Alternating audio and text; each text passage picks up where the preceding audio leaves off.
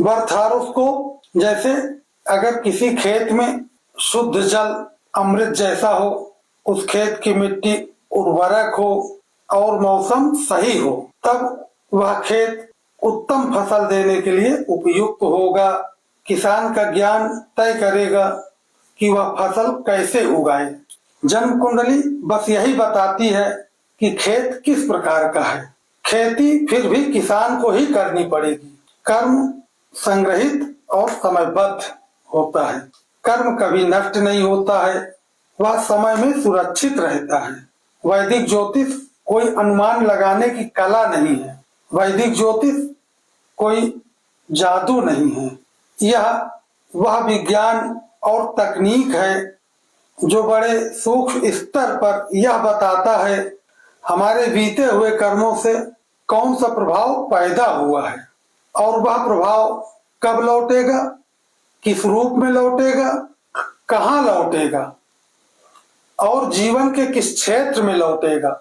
यानी भविष्य हवा में नहीं आता है, वह कर्म के साथ समय में निश्चित होकर आता है। महर्षि वैदिक astrology is that science and technology which is able to calculate and then predict the type of influence that has been created by our past action and calculate the particular time and place that the influence will return to us। इसको एक छोटा सा उदाहरण के रूप में यदि देखें तो जैसे हमने खेत में बीज डाला, तब क्या होगा? बीज तुरंत फल नहीं देगा, वह उसी मिट्टी में रहकर समय का इंतजार करेगा और जैसे ही समय आता है वह बीज अंकुरित हो जाता है।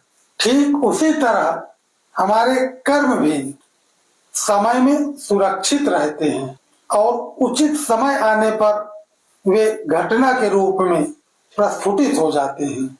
वैदिक ज्योतिष बस यह गणना करता है कि वह समय कब आएगा और जब दशाएं, अंतरदशाएं, गोचर एक ही संकेत पर आ जाते हैं तो वहीं कर्म घटना बन करके सामने आ जाता है।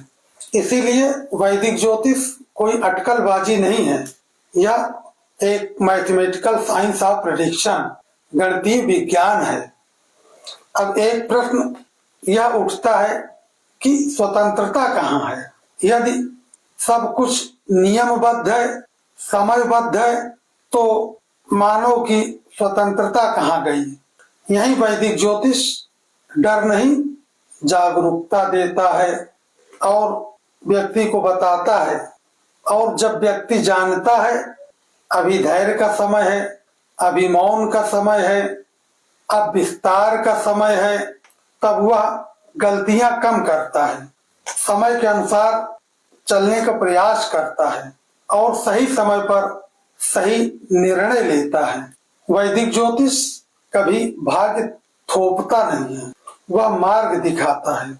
आधुनिक जीवन में आज कैरियर के निर्णय, विवाह, परिवार, स्वास्थ्य, व्यापार, यह सब बहुत तेजी से बदल रहा है। यहाँ वैदिक ज्योतिष एक मार्गदर्शक बनता है जो बताता है कब शुरुआत करें, कब रुकें, कब प्रतीक्षा करें और कब पूरी शक्ति लगा दें।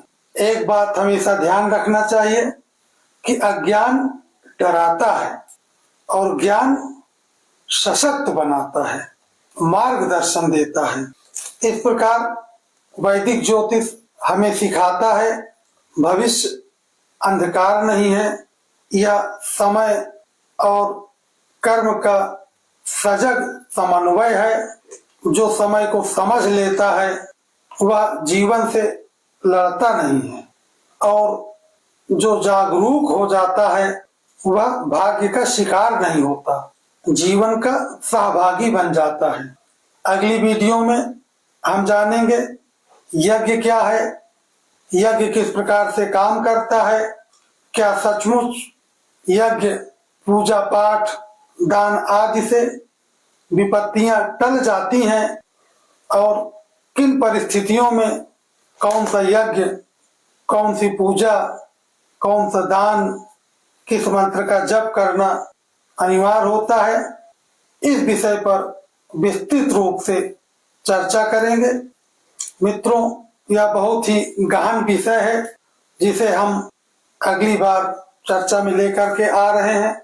क्या सचमुच यज्ञ, पूजा पाठ, दान आदि से हमारे जीवन की विपत्तियां टल सकती हैं, और किन स्थितियों में कौन सा यज्ञ, कौन सी पूजा, किस मंत्र का जाप, किन वस्तुओं का दान करना आवश्यक है।